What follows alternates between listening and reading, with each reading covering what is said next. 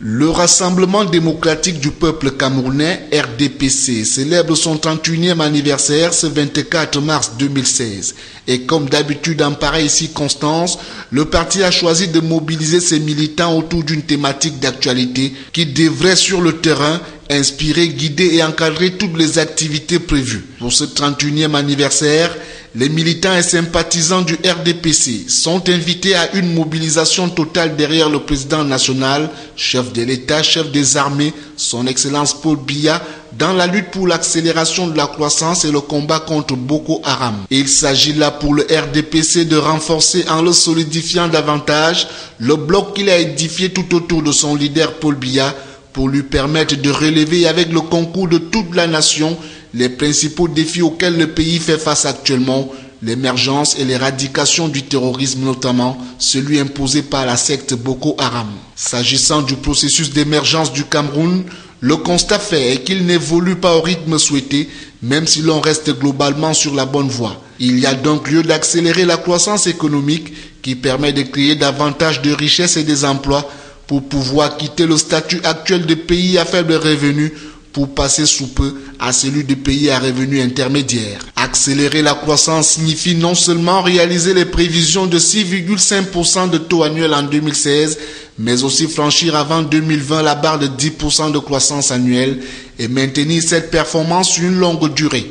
Toutes choses qui faciliteront la transformation structurelle qualitative de l'environnement socio-économique voulu à travers la mise en œuvre du DSCE, du plan national d'urgence triennal et du plan d'urgence spécial jeune récemment annoncé par le chef de l'État. Dans un tel contexte, le combat contre Boko Haram s'impose comme un impératif catégorique. En effet, même s'il est constant que cette secte terroriste n'a en rien compromis les chances de développement du Cameroun, aucune prospérité durable n'est envisageable tant que le pays subit encore ses affres. Et de dire que le RDPC en a conscience et en appelle au patriotisme de tous ses militants, sympathisants et alliés afin d'unir leurs forces aux côtés du chef des armées pour une victoire aussi rapide que totale. Il est question d'une part de libérer définitivement toute une partie du pays de la hantise de ces mercenaires et d'autre part de réorienter les centaines de milliards de francs CFA qui sont ainsi retirés du circuit économique depuis bientôt 2 ans pour financer la guerre. Le Rassemblement démocratique du peuple camerounais va donc, à l'occasion des festivités du 24 mars 2016, sensibiliser une fois de plus ses militants et au-delà de ses rangs, l'opinion publique nationale pour que personne n'oublie ses obligations vis-à-vis de la nation par ces temps de guerre. La défense nationale étant essentiellement populaire au Cameroun, le parti majoritaire voudrait donc amener chaque citoyen à jouer sa partition aux côtés des forces armées et de Paul Biya, qui est leur commandant, à travers les précieux renseignements fournis aux autorités administratives et militaires face à des comportements suspects. Alors, le Cameroun vaincra son pire ennemi de l'heure. La victoire contre la pauvreté n'en sera que plus aisée.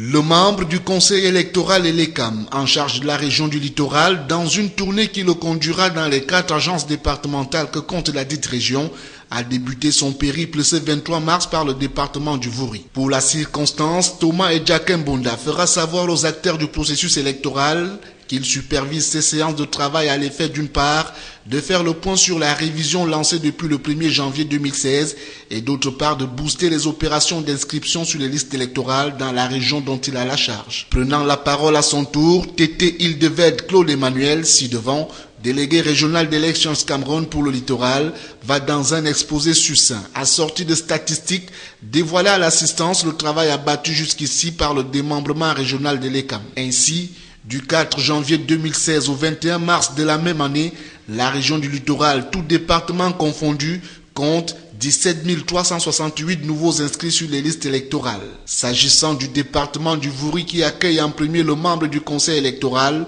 le chef d'antenne départemental ne manquera pas à son tour de relever chiffres à l'appui Les résultats obtenus dans la période allant du 4 janvier au 22 mars 2016. Sur les 10 398 nouveaux inscrits, l'arrondissement de Douala 5e vient en tête avec 2268 nouveaux inscrits, suivi de Douala 3e qui en compte 2230 et de Douala 1er qui a 1932. L'arrondissement de Douala 2e est placé 4e avec ses 1860 nouveaux inscrits devant Douala 4e qui en compte 1627 pendant que Douala 6e ferme la queue avec seulement 121 nouveaux inscrits. Quant à l'opération 30 000 femmes instituée sur le plan national, le département du Vouri en a inscrit à ce jour environ 808. La publication de ces statistiques à mi-parcours du processus électoral augure tout de même de lendemain meilleur à la région du littoral qui ne doit pas pour autant dormir sur ses lauriers si elle veut améliorer son classement actuel au plan national.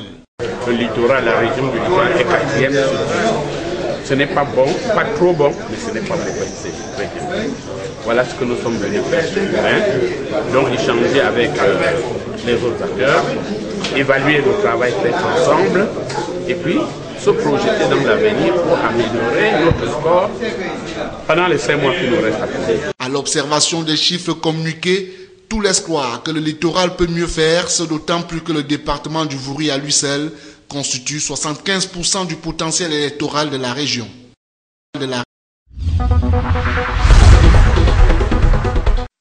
La présence à Douala du membre du conseil électoral Elekam en charge de la région du littoral a été l'occasion d'échanger avec les autres acteurs du processus électoral.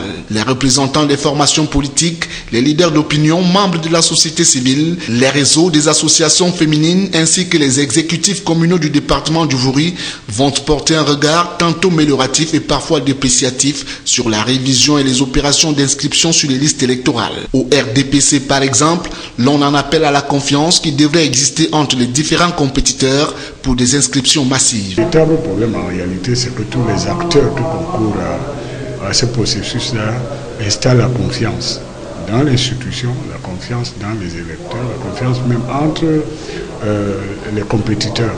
Et je pense qu'avec ça, on va mobiliser beaucoup plus de gens. Parce que le problème aujourd'hui, vous ne pouvez pas aller aux élections, il est décrédibilisé en même temps. Et donc, je m'étonne que certains partis politiques disent que beaucoup de gens ne sont pas inscrits, alors que ces partis concourent à la décrédibilisation du processus. Donc, je pense qu'on avance. Mais maintenant, il faut que tout le monde mette du sien pour mettre la bonne volonté, la bonne foi et qu'on installe la confiance entre les compétiteurs. Alors, on verra que les inscriptions seront beaucoup plus massives. Aussi, n'a-t-on pas manqué à l'UDC de remettre au goût du jour la lancinante question des moyens à mettre à la disposition des commissions mixtes? La principale chose que nous retenons ici, c'est que si les inscriptions ne se font pas normalement et qu'il y a des blocages, c'est surtout parce que les commissions mixtes n'ont pas de budget. On n'a pas prévu de budget et ça fait plusieurs années que nous répétons à Elekam que ce n'est pas des gens qu'on doit aller embaucher dans les quartiers qui doivent faire les inscriptions. Ce sont les partis politiques. Donc il faut que les commissions aient des budgets, comme ça on va avancer. Mais nous voyons que nous piétinons jusqu'aujourd'hui, tout simplement parce que... Et vous avez vu dans la salle des gens qui disaient, ben pour inscrire des gens, nous organisons des petits déjeuners. Non, nous n'avons pas ces moyens-là. Les Camerounais ne doivent pas être tout le temps dans l'esprit de la corruption. Parce qu'ils veulent voter pour leur pays, pour leurs dirigeants. Mais ils n'attendent pas des petits déjeuners pour aller voter. C'est ça les achats de conscience. Le SDF, quant à lui, s'est pourvu les moyens de sa politique, malgré le coût que cela comporte. Au niveau du SDF, nous avons pris en charge tous nos camarades que nous mettons à la suite de l'ECAM. C'est vrai que ça nous coûte des yeux de la tête, mais on est obligé de faire ça pour pouvoir permettre que la sensibilisation atteigne le plus profond du quartier. Ça nous coûte vraiment très très cher. Et c'est pour ça que je dis qu'il faudrait que l'action ELECAM soit portée à l'Assemblée nationale pour leur permettre de donner suffisamment de moyens. Le membre du conseil électoral viendra à son tour apprécier le travail abattu jusqu'ici par ELECAM. Je pense honnêtement qu'un grand travail a été fait. Ça n'a pas été parfait. Aucune œuvre humaine n'est parfaite, mais je pense que nous faisons beaucoup d'efforts pour que ce soit parfait. Nous nous positionnons comme une institution qui est chargée de bâtir dans ce pays une démocratie électorale intégrale. Et ça aura lieu. Il ne reste qu'à citer le président national du Rassemblement démocratique du peuple camerounais qui, dans sa posture de chef d'État, déclarait que les élections présidentielles de 2018 sont certaines mais encore lointaines.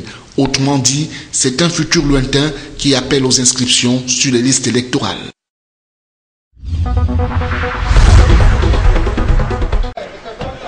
La coopération entre le Cameroun et le Koweït est très ancienne. Elle date depuis les années d'indépendance, en croit Yaouba Abdoulaye, le ministre délégué auprès du ministre de l'économie en charge de la planification et de l'aménagement du territoire, qui a reçu ce mercredi à Yaoundé une délégation de parlementaires koweïtiens en visite au Cameroun. Ceux-ci étaient accompagnés de leurs collègues camerounais dans le cadre du groupe d'amitié parlementaire Cameroun-Koweït. Ce fut l'occasion pour le ministre délégué auprès du ministre de l'économie de passer en revue les différents aspects de cette coopération marquée par les interventions et autres soutiens du Fonds koweïtien pour le développement du monde arabe au bénéfice du Cameroun. Sans être exhaustif, Yaouba Abdoulaye a rappelé quelques faits d'armes de cette coopération.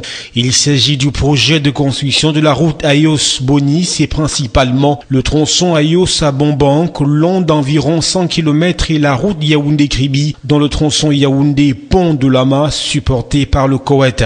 Il existe d'autres projets en cours d'exécution au Cameroun, des projets qui bénéficient du soutien financier koweïtien, au nombre desquels la construction du corridor Saint-Méliman-Djoum, République démocratique du Congo, et le projet de construction du lycée technique des Kounou à Yaoundé. Il est à rappeler que d'autres secteurs de l'économie camerounaise intéressent les parlementaires koweïtiens qui entendent indiquer la destination camerounaise à leurs investisseurs. Il s'agit notamment de l'ouverture d'une ligne directe entre Yaoundé et Koweït City et les minerais du sous-sol camerounais qui ne laissent pas indifférents les Koweïtiens qui sollicitent de la partie camerounaise.